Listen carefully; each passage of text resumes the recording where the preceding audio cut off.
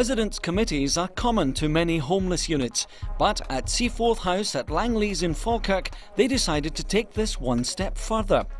With support from YMCA Glasgow, Falkirk Council and the Scottish Government, they formed a properly constituted, fully empowered, registered tenants organisation, the first RTO of any YMCA Glasgow project.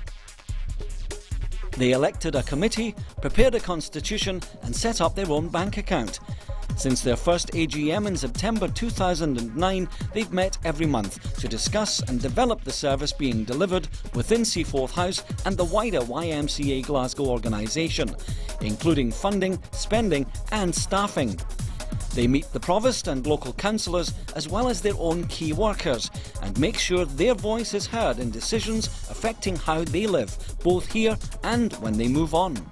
The committee keeps an eye on everybody's flat about the hygiene, how clean the kitchens are and everything, what gets damaged and what kind of people are living in the flats and everything.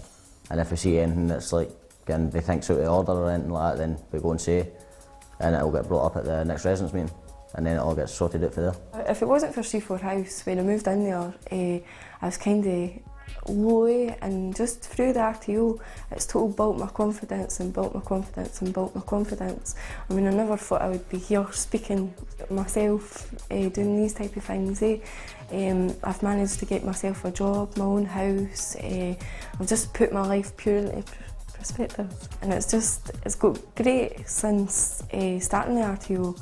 Meeting different people, councillors, all that type of thing. Just great in the whole self well-being. I never knew that you could actually get your voice heard in that type of way. I never knew I never knew a lot about the community type of thing. I'd always just been kind of neglected it. When you're young, you didn't kind of look at the behind the scenes, what everybody's doing around the estate or anything like that. You just kind of keep to your own.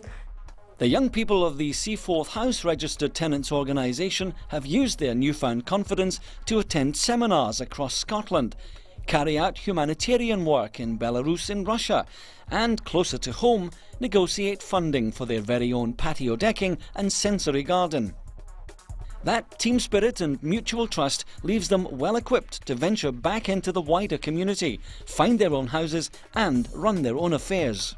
So I think having a registered tenancy organisation helps the group to understand different processes held within the council, because it's not always black and white as some people might think, especially like the RTO would have issues surrounding repairs, issues surrounding the development of the property or refurbishment of the property, and it helps to hear their views. Yeah, a lot of young people come in and they've come from broken families or difficult circumstances, and being a member of the RTO, they're going into conferences in Glasgow, Edinburgh, Dundee, and they're meeting other people, and it has given them the confidence to stand up, speak up and be heard.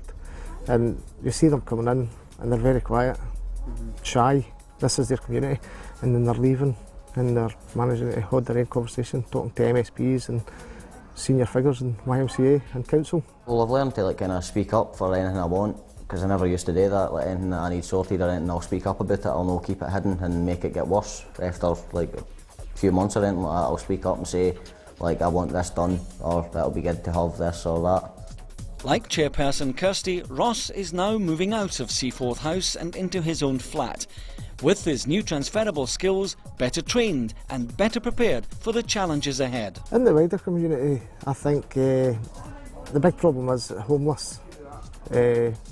Building in a scheme such as Langleys, it's hard for the people of Langleys to accept it. So this is their community. But when the young people, they become a member of the community when they leave here, they're accepted, because the people outside see that the hard work that they're doing for the people inside the project, and they think that the hard work will continue. So there's always that link between ex-service users and the service users to maintain the link with the outside community.